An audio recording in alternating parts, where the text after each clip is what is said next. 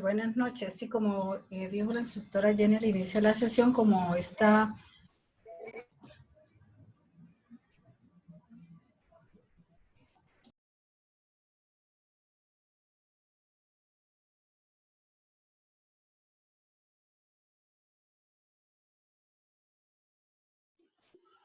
Bueno, vamos a retomar la explicación. Entonces, iba a empezar a hablar. ¿Ya están viendo mi pantalla? Por favor, me confirman. Sí. Perfecto, muchas gracias. Entonces, continuamos. Resulta que la evidencia número 1, es decir, la evidencia que evalúa el tema de plan de comunicaciones y de publicaciones, se va a realizar por medio de un flujograma. Para los que no saben qué es un flujograma, voy a explicarlo de una manera bastante rápida, ¿sí? Ya que, pues, la idea es que ya sepamos. Sin embargo, pues vamos a explicarlo. De igual forma, yo les hemos publicado dentro del material una página que direcciona, en primer lugar, al concepto general de lo que es un flujograma, la manera correcta de hacerlo, y en segundo lugar, a un ejemplo que les va a mostrar un ejemplo más claro, es decir, ustedes pueden guiarse por ese ejemplo para desarrollar el flujograma, y ya ahorita les voy a dar las indicaciones del flujograma. Entonces, ¿qué es un flujograma? O un diagrama de flujo. También es una muestra visual de una línea de pasos de acciones que implica el proceso determinado. Es decir, es la manera gráfica que se estructura por medio de símbolos para estructurar un proceso o un procedimiento dentro de una organización. Normalmente se aplica dentro de una organización. Se aplica, dice que también el concepto dice, es decir, el flujograma consiste en representar gráficamente situaciones, hechos, movimientos y relaciones de todo tipo, aparte de símbolos. Ya llevándolo a la parte empresarial, se puede definir que este diagrama de flujo se utiliza para estructurar, le agradezco a mi compañera que ya. Perdón, no me dejaba colocar en silencio el micrófono apagado hasta que no tengamos el espacio de dudas e inquietudes. Entonces, ¿cuáles vienen siendo esos símbolos o esas gráficas o esos,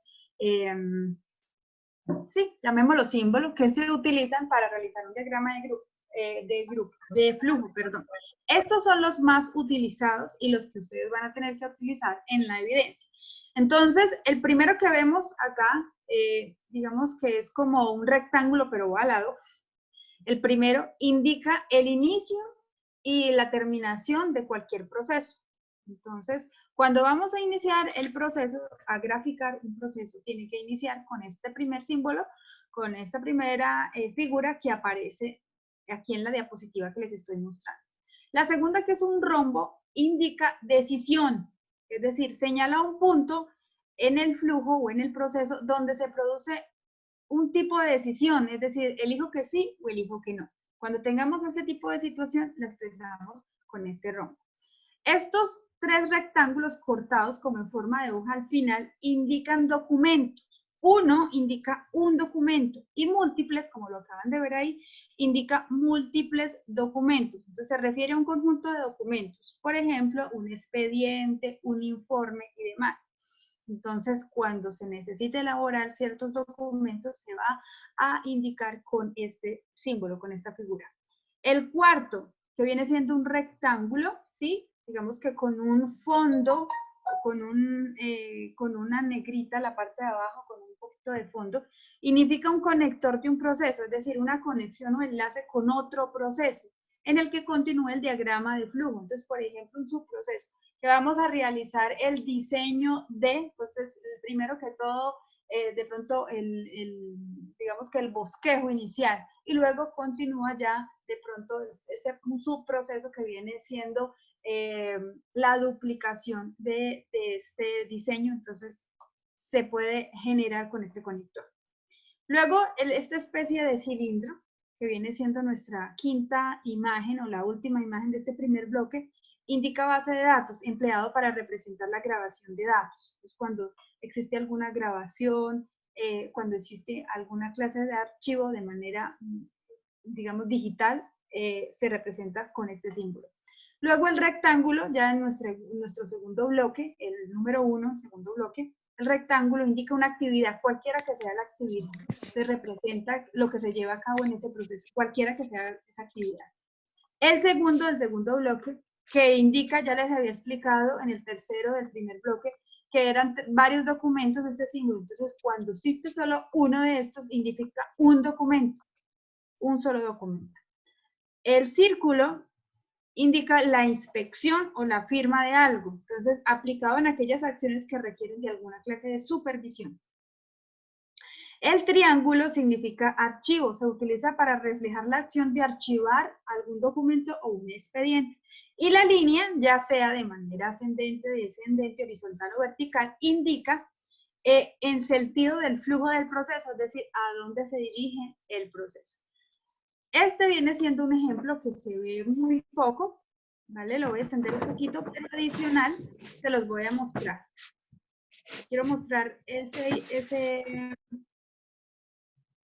quiero mostrarles aquí este ejemplo para comprender un poquito más el diseño. Ya un momentico, lo ubico.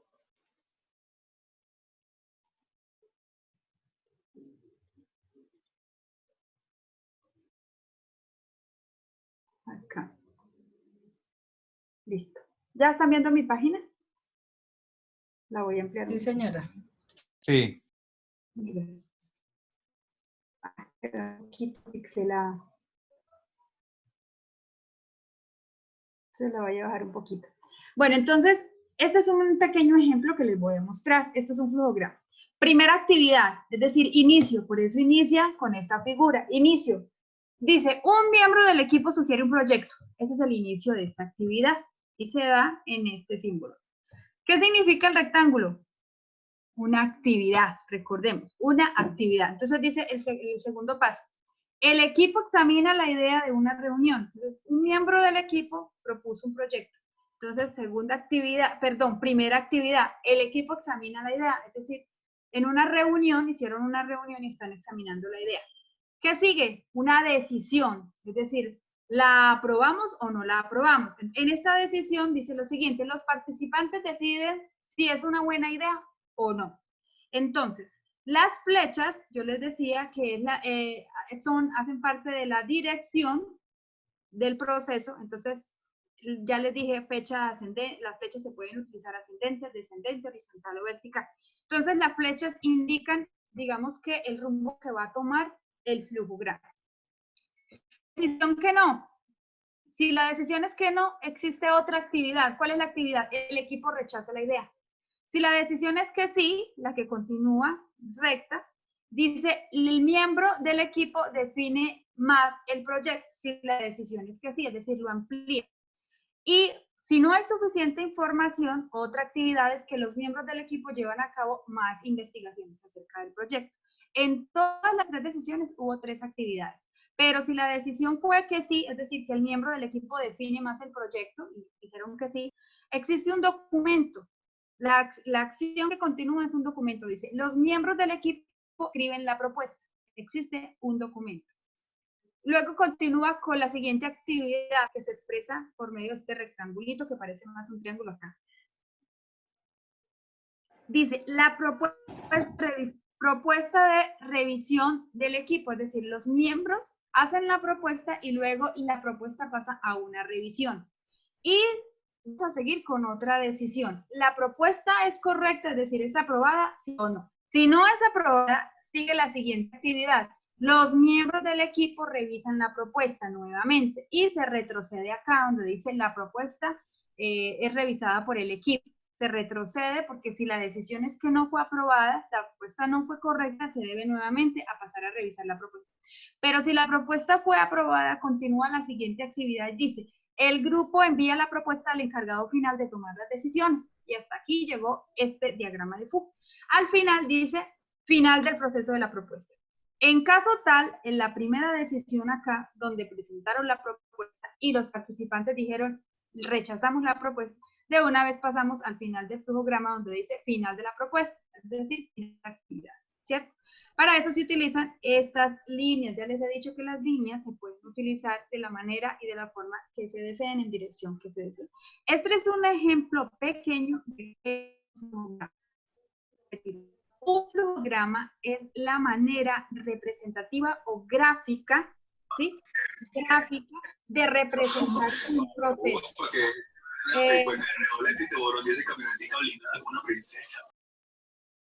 Les agradezco a todos mantener el micrófono apagado. Muchas gracias. Normalmente estos flujogramas se dan en el área de producción de las organizaciones. Cuando el área de producción tiene procesos estandarizados, lo que se hace es hacer un flujograma y estructurarlo y pegarlo donde se realiza el proceso para que todos los involucrados sepan qué secuencia seguir. Bueno, ¿cuál es la evidencia que ustedes deben hacer? Entonces, dada la importancia de las comunicaciones en las organizaciones, muchas de ellas cuentan actualmente con un área o departamento conformado para este fin. Las empresas grandes normalmente tienen su departamento de comunicaciones.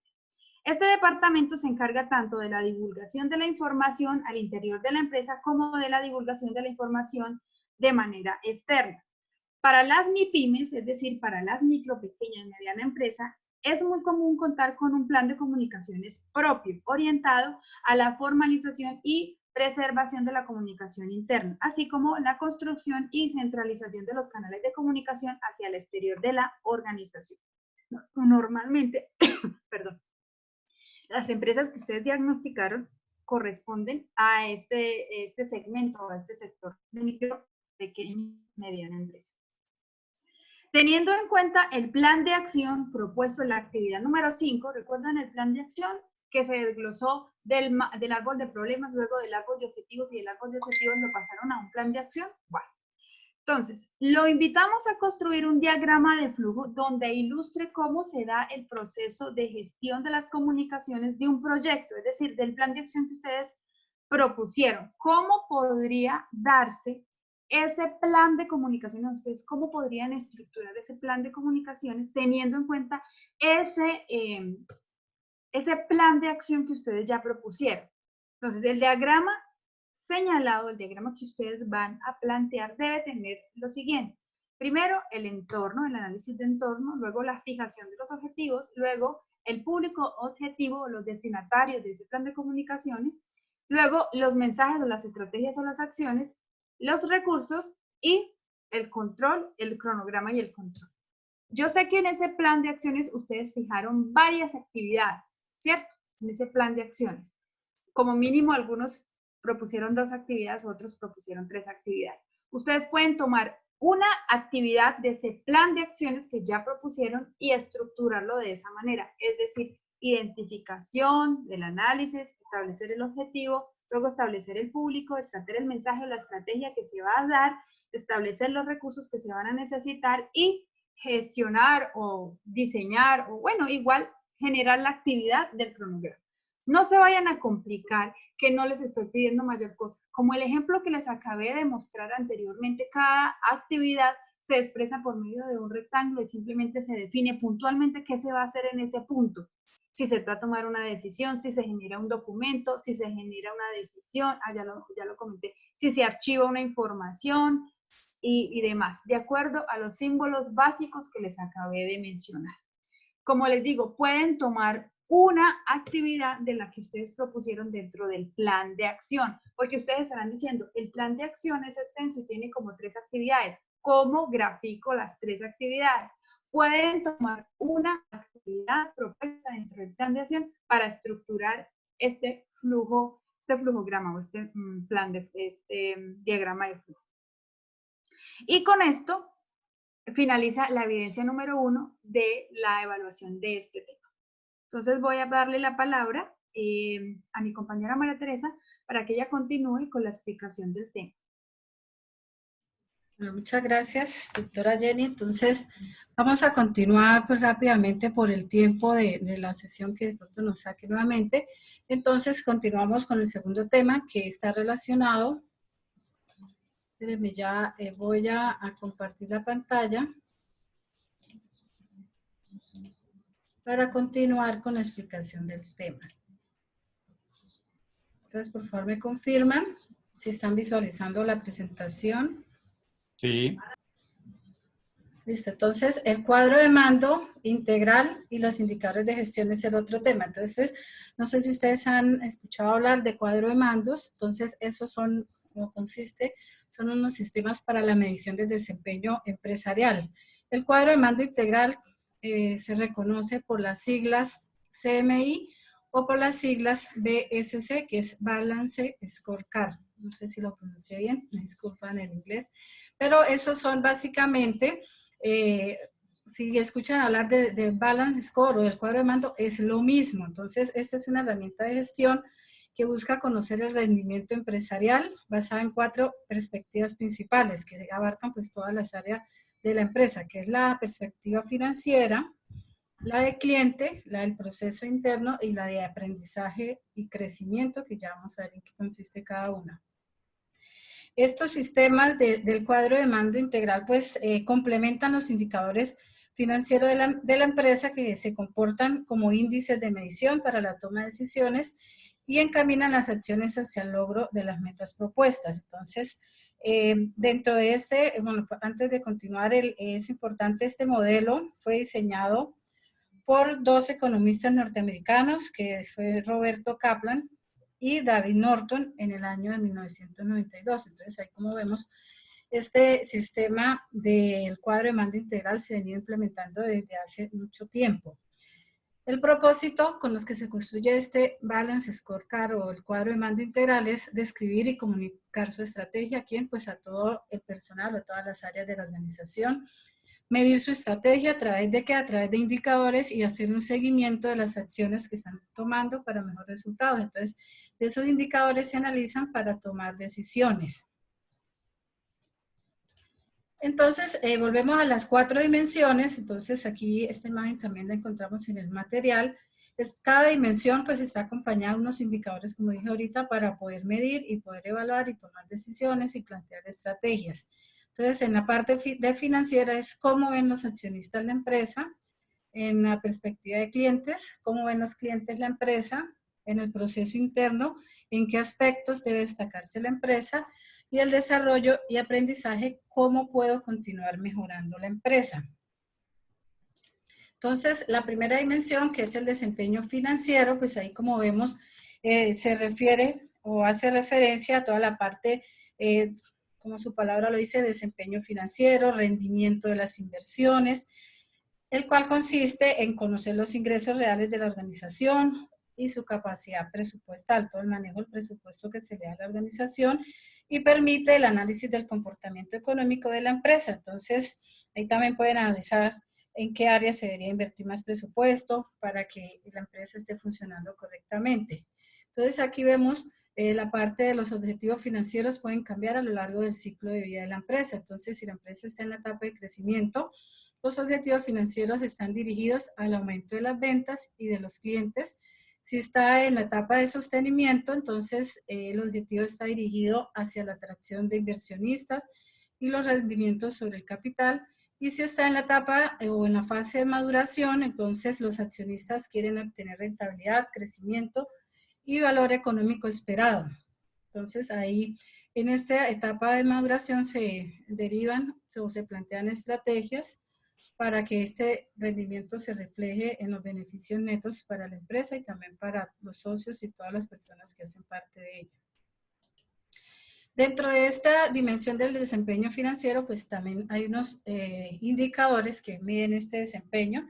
Entonces ahí vemos algunos: rentabilidad de capital, entonces ahí hay unas fórmulas, el índice de liquidez, rentabilidad sobre activos, rentabilidad de la empresa, rentabilidad sobre el patrimonio. Entonces ahí nos indican o nos muestran unas fórmulas que se tienen en cuenta para medir cada uno de estos indicadores que están dentro de la dimensión del desempeño financiero. La segunda dimensión, entonces, es la dimensión o la perspectiva del cliente. Entonces, uno de los aspectos más importantes a la hora de medir el éxito de una organización o de una empresa es conocer el nivel de satisfacción que están teniendo los clientes con el servicio o producto que la organización ofrece.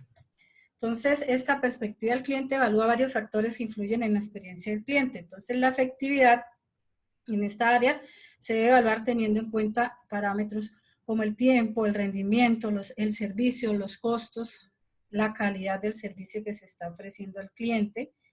Estos indicadores que se tienen en cuenta dentro de esta dimensión del cliente se hacen o están en función de medir los tiempos de respuesta, como ya dije ahorita, la calidad del servicio del producto que se está ofreciendo, sobre los reclamos que se están efectuando. Toda esta parte se debe tener en cuenta. Para ello, pues se debe tener en cuenta el mercado para realizar esos ajustes y también para que la empresa pueda adquirir nuevos clientes, pueda retenerlos, fidelizarlos y también satisfacerlos, pensar siempre en las necesidades del cliente para poder satisfacer sus expectativas. Entonces, dentro de la dimensión del cliente, bueno, como dije ahorita, los indicadores que más sobresalen son en esta área los niveles de los reclamos resueltos, las desviaciones en acuerdos de servicio, retención de clientes, número de quejas. Entonces, el tiempo en que un cliente, si va a hacer un reclamo, pues darle respuesta inmediata. Este instrumento que es usado para conocer esas apreciaciones del cliente, pues muchas veces lo hacen por entrevistas telefónicas o a través de correos o entrevistas directas, a veces lo hacen también a través de buzón de sugerencias del cliente. Entonces, que aquí en la gráfica vemos pues que eso lo hacen para poder captar al cliente, se hace la gestión, se capta y se fideliza al cliente. Entonces es un ciclo para este proceso de gestión del cliente. La tercera dimensión del cuadro de mando integral, entonces, es el proceso interno. Como su palabra lo dice, se desarrolla al interior de la empresa con el fin de cumplir el propósito, las expectativas de los clientes y obtener buenos rendimientos financieros. Entonces, si la empresa cuenta con un buen servicio al cliente, entonces, ¿qué significa? Que dentro de la empresa los procesos y las decisiones y acciones se están ejecutando bien, o sea, que todos los procesos, ya sean en las diferentes áreas, presupuesto, tesorería, servicio al cliente, almacén, compras, recepción, todas las áreas se están manejando efectivamente y esto está enfocado, se hace para la proyección del negocio. El buen desempeño de estos procesos internos es fundamental para su éxito. Entonces, si hay buen clima laboral, buen ambiente laboral, se manejan muy bien sus procesos, pues eso se va a ver reflejado en la atención o el servicio al cliente. Permite optimizar el funcionamiento interno para garantizar agilidad y eficacia.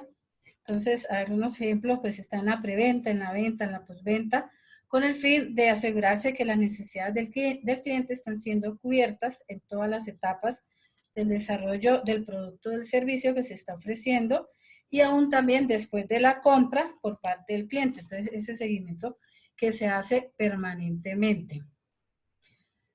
Dentro de esta dimensión del proceso interno, a ver, perdón, alguien está...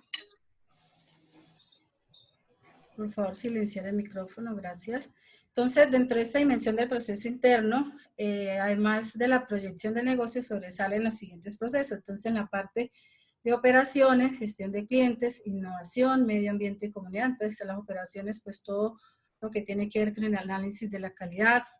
Aquí esos indicadores que se presentan, entonces son calidad, flexibilidad en los procesos, tiempos de entrega, entre otros. En la gestión del cliente, entonces sobresalen indicadores que determinan la captación y retención de clientes, la madurez y crecimiento de estos, de los clientes, la retención. En la innovación, pues todo el uso, el manejo, uso de las nuevas tecnologías de la información y la comunicación, la innovación que contribuyen, que permiten establecer indicadores y hacer posible marcar una diferencia con otros productos o servicios del mismo sector. Entonces, ahí sobresalen porcentaje de nuevos productos, porcentaje de productos planteados, porcentaje de nuevos productos en relación con la competencia, entre otros. Y el medio ambiente tiene que ver con la responsabilidad social empresarial, que la instructora Jenny también lo recalcó en la parte del plan de comunicación de la empresa. Y aquí sobresalen indicadores relacionados con la gestión del medio ambiente y con la comunidad. Y el cuarto, la perspectiva o la cuarta dimensión del cuadro de mando integral es la perspectiva del desarrollo y aprendizaje. Entonces, esto está enfocado ¿qué? Al interior de la empresa. Me dice que quedan 10 minutos. Se desarrolla al interior de la empresa con el propósito de cumplir con las expectativas de los clientes y obtener rendimientos financieros. Entonces, si se cuenta con un buen servicio al cliente, puede significar que dentro de la empresa los procesos y las decisiones y las acciones están bien ejecutadas. Entonces, aquí vemos o hace referencia a toda la parte del personal que está laborando de la empresa, todo el talento humano que está dentro de la organización. Entonces, dentro de esta dimensión del desarrollo y el aprendizaje, entonces se hace énfasis a 3 áreas fundamentales, que está la primera, el clima organizacional, que hace referencia a la satisfacción de los empleados, su rendimiento y su retención. Entonces, si hay un buen ambiente laboral, pues obviamente se van a ver reflejados en los resultados, en el servicio, en las metas que tiene la empresa. La segunda área son las personas, entonces ahí se analizan los niveles de capacitación en términos de inversión, en programas, costos de capacitación para cada empleado, se mira el presupuesto disponible para invertir, para que cada día pues se fortalezca esa parte de capacitación e inversión en cada uno de los puestos de trabajo. Y la parte de los sistemas pues hace referencia a la parte tecnológica, a la parte de infraestructura, las inversiones y optimizaciones que hace la empresa en términos de tecnología. ¿Para qué? Para poder alcanzar las metas de la organización, mejorar la comunicación interna y aumentar también la formación de todo el personal. Entonces, estas son los 3 áreas fundamentales que se tienen en cuenta dentro de la dimensión del desarrollo y aprendizaje. Entonces, después de esos indicadores, como decíamos ahorita, cada indicador pues se mide a través de qué? Cada cuadro de mando integral, cada perspectiva se mide a través de indicadores de gestión. Estos indicadores es la expresión cuantitativa, o sea, se hace a través de gráficas de números, de porcentajes para conocer el comportamiento y el desempeño de un proceso. Al ser comparado con algún nivel de referencia, entonces ahí mira si se está cumpliendo las metas o si hay algo que se va a corregir dentro de la organización. Estos indicadores de gestión fueron utilizados para analizar los procesos del nivel operativo de la empresa y sirven como herramienta gerencial ¿para qué? Para la toma de decisiones en cualquier nivel, ya sea en nivel directivo, el nivel de jefes de área, nivel de operativos, en todos los niveles. Y estos indicadores pueden establecerse en todos los procesos que intervienen en la empresa y están alineados con la estrategia organizacional. Entonces, estos indicadores permiten determinar si se están cumpliendo los objetivos de la organización o se evalúan los aspectos que se deben tener en cuenta. Entonces, dentro de esos indicadores se caracterizan, deben tener estos aspectos. Entonces, el costo, pues no requiere, alguno de los beneficios, no requiere mayor costos para su diseño y aplicación. El tiempo, pues se puede validar a través del tiempo porque se pueden utilizar estos indicadores como datos históricos para hacer comparaciones. La adecuación, pues se ajustan conforme a las características de la empresa, a las actividades o funciones que se desarrollen.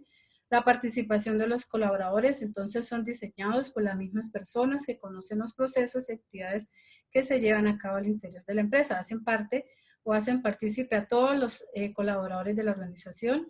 Y utilidad y oportunidad, pues presentan beneficios para el empresario. ¿En qué sentido? En la toma de decisiones, en plantear estrategias, en mirar qué se debe mejorar, qué se debe fortalecer. Antes de diseñar un indicador, entonces se debe tener en cuenta dentro de este diseño, pues la funcionalidad, si realmente proporciona con su resultado un aporte importante y relevante, si es fácil de medir y si es fácil de graficar. Entonces, esos aspectos se deben tener en cuenta. Hoy en día, pues toda la parte del sistema de gestión de calidad, las empresas están implementando estos indicadores de gestión para medir el cumplimiento de las metas en las diferentes áreas de la organización. Entonces, es importante tener en cuenta estos aspectos. Dentro de la estructura de un indicador, entonces, es importante que estos indicadores brinden la ayuda requerida para el mejoramiento de los procesos para poder lograr la optimización de los tiempos de respuesta, reducir inventarios, entre otras mejoras. Entonces, ahí podemos visualizar que esta estructura, pues, ¿qué se quiere obtener con este indicador diseñado? ¿Qué acciones pueden llegar a implementar en pro de los objetivos? La expresión debe ser en términos numéricos para que nos reflejen si estamos cumpliendo a cabalidad con esas metas que la empresa implementó.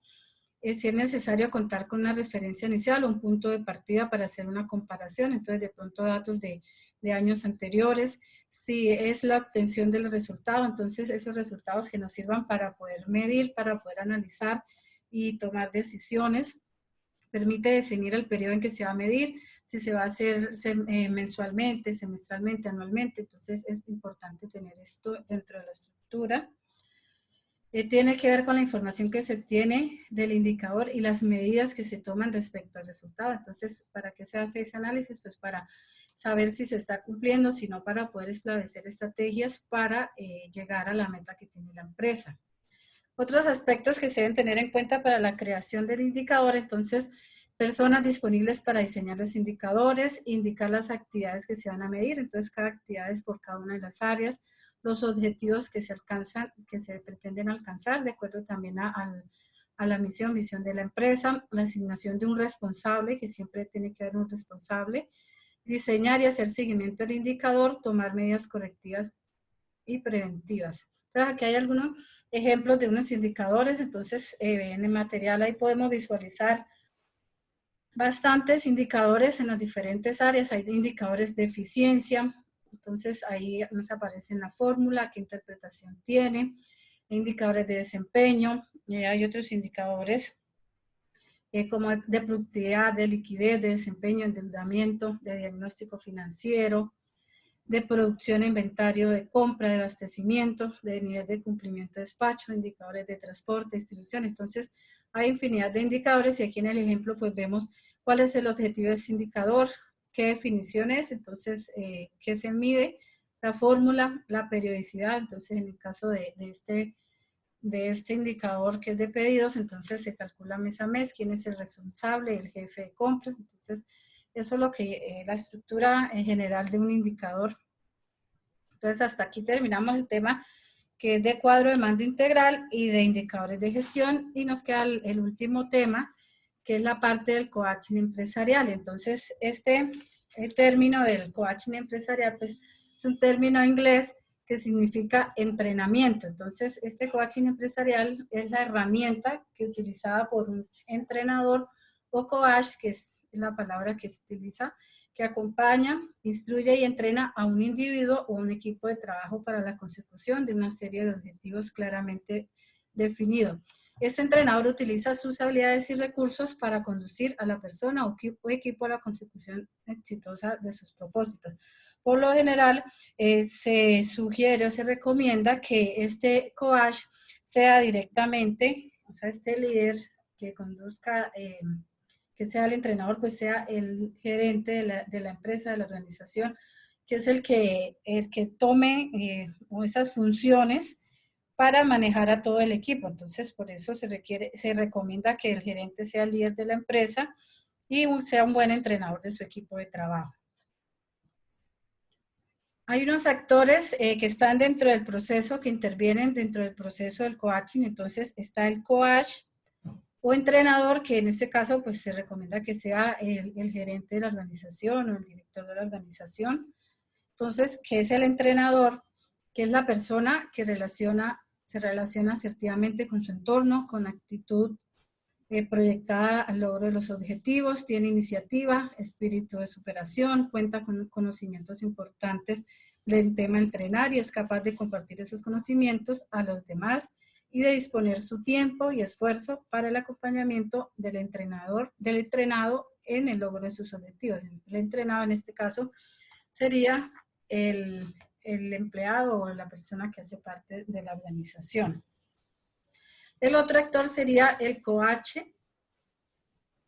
que es el entrenado. En este caso, pues sería el empleado, la persona que como característica principal está dispuesta a aprender, a escuchar, a reflexionar, a sacar conclusiones y llevar a la práctica lo aprendido, lo cual es consecuencia y conllevará a cambios significativos como ser humano y respecto a su entorno. Entonces, este entrenamiento que recibe es para que sea aplicado en las diferentes áreas de la empresa. Bueno, acá me informa que queda menos de un minuto, de pronto nos saquen nuevamente.